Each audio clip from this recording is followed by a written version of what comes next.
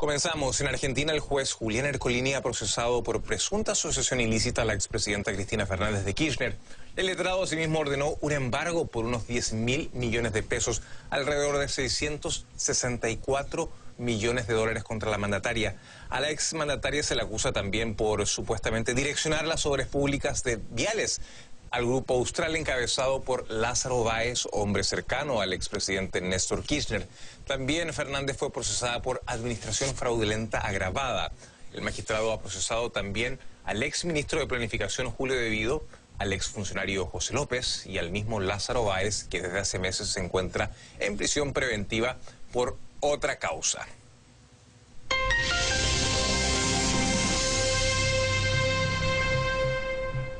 Si bien la presidenta está procesada en otras causas como el dólar futuro, esta es la primera vez que se le involucra en una causa de corrupción propiamente tal. Vamos a Buenos Aires, donde mi compañero Iván Pérez Sarmenti nos tiene más detalles sobre esta noticia y sobre las reacciones. Iván, gusto de saludarte. Conocemos hasta ahora alguna reacción de la exmandataria. Entiendo que ya se ha pronunciado por redes sociales.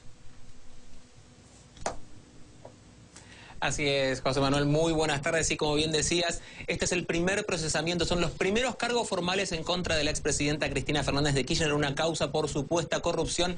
Y hace escasos minutos, a través de las redes sociales, la expresidenta publicó una extensa carta que se llama Postales de Fin de Año, justamente en las cuales hace un repaso de cómo está terminando la Argentina. Ella, de 8 años en su juzgado, ahora dice que nuestros gobiernos constitucionales fueron asociaciones ilícitas. Y dice, la asociación ilícita fue la figura penal creada por los gobiernos de facto y utilizada por todas las dictaduras para perseguir dirigentes opositores. Esta es la referencia que está haciendo Cristina Fernández de Kirchner luego de que esta tarde se conoció este procesamiento por supuesta corrupción en su contra y también este embargo, es decir, que se han dispuesto, se han inmovilizado sus activos por más de 600 millones de dólares. Esto queda excluida su jubilación como expresidenta, pero todos sus bienes han quedado congelados a través de esta decisión judicial. Y lo cierto es que la expresidenta desde hace rato viene diciendo que ella es víctima de una persecución judicial en su contra. Lo ha dicho también cuando tuvo que declarar por la causa de dólar futuro, en la cual también tiene cargos en su contra y que ya está camino a juicio oral. Justamente ahí hay una diferencia porque no es una causa por corrupción, sino por una presunta defraudación a las arcas del Estado, pero no, el juez no dijo que esto haya sido en favor de alguien, sino que simplemente ha sido un perjuicio al Estado. Esas son las diferencias por las cuales esta es la primera causa en la cual ella tiene cargos formales en su contra por corrupción, a pesar de que hay otras 2 causas por presunta corrupción en la que está siendo investigada, pero aún no tiene cargos formales, José Manuel.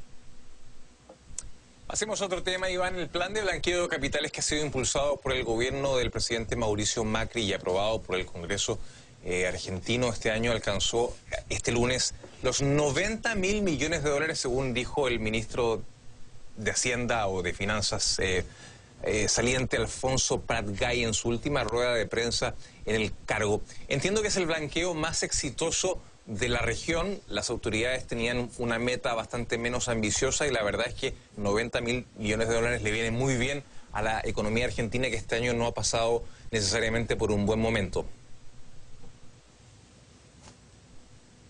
Exactamente, en esta última conferencia de prensa, luego de que ayer se conociese el pedido de renuncia por parte del presidente Mauricio Macri a Alfonso Prat-Gay, actual ministro de Finanzas y de Hacienda, y de que se anunciase que su ministerio va a ser desdoblado en 2, justamente que a partir del próximo lunes 2 de enero habrá un ministro de Finanzas y otro de Hacienda, que serán Luis Caputo y Nicolás Dujovne respectivamente. Lo cierto es que hoy Alfonso Prat-Gay quiso dar su última conferencia de prensa y mostrar algunos de los logros de lo que ha sido todo este año de gestión al frente de este Ministerio de Hacienda y de Finanzas. Y el principal logro que él marcó justamente fue este blanqueo de capitales que superó los 90.000 millones de dólares y que dijo que lograron recaudar 35 veces más activos que en ejercicios del gobierno anterior, que supera cualquier blanqueo de la región, incluido el de Chile, y que esto marca un 17% del Producto Interno Bruto de la Argentina.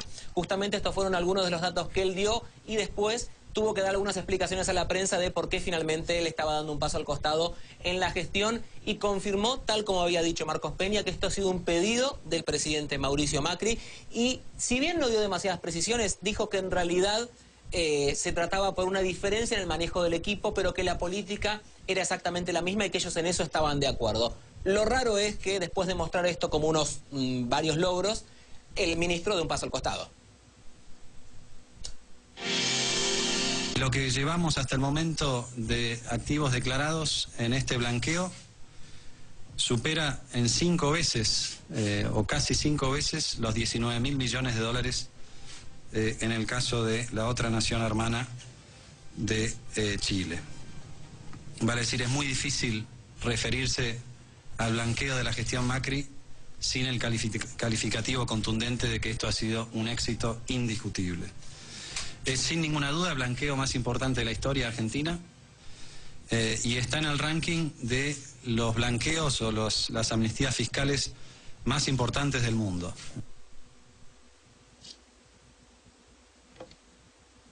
José Manuel, déjame agregarte que más allá de lo que dice el actual ministro Alfonso Prat-Gay, que seguirá en su cargo hasta el próximo viernes, el INDEC, el Instituto Nacional de Estadísticas, ha revelado las últimas estadísticas de actividad económica de octubre, donde dijo que la actividad económica se contrajo un 4,7% y que en los últimos 10 meses la contracción acumula un 2,6% con respecto a 2015, con lo cual los éxitos que está planteando el ministro por un lado, las estadísticas por el otro no lo comprueban del todo, pero bueno, eso es un poco también el juego de la política. El juego de la política y de los números que, por otra parte, el Fondo Monetario y otras entidades como la CEPAL anticipan un crecimiento para Argentina el próximo año. Vamos a ver si estas previsiones y estos números auspiciosos del saliente ministro se siguen cumpliendo y Argentina finalmente encuentra la ruta y la senda del crecimiento. Gracias a mi compañero Iván Pérez Armenti, que nos acompañaba en vivo. Insisto que no son discusiones de fondo, no son discusiones de política económica, sino más incomodidades o ciertas discusiones sobre cómo era la mejor forma de garantizar una coherencia y una consistencia de un equipo. El ministro de Economía de Argentina fue destituido por el presidente Mauricio Macri, así lo informó el jefe de gabinete Marcos Peña.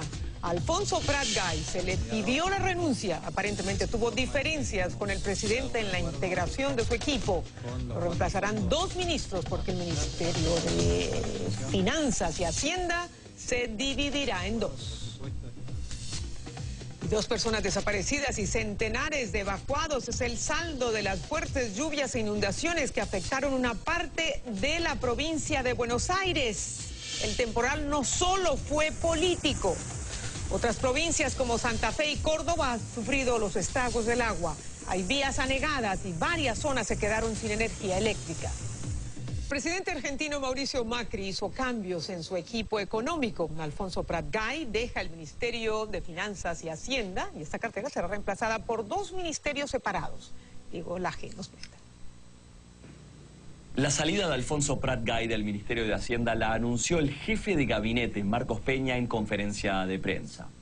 Esta fue una decisión del presidente Mauricio Macri ante nuevos desafíos que plantea el segundo año de gobierno, según el jefe de gabinete. Bien, a nuestro entender no se trataron de diferencias sobre política económica, se trataron en todo caso de una discusión que ha estado abierta todo el año respecto al diseño organizacional del gobierno y respecto al proceso de toma de decisiones, pero que insisto que no son discusiones de fondo, no son discusiones de política económica, sino más incomodidades o ciertas discusiones sobre cómo era la mejor forma de garantizar una coherencia y una consistencia de un equipo.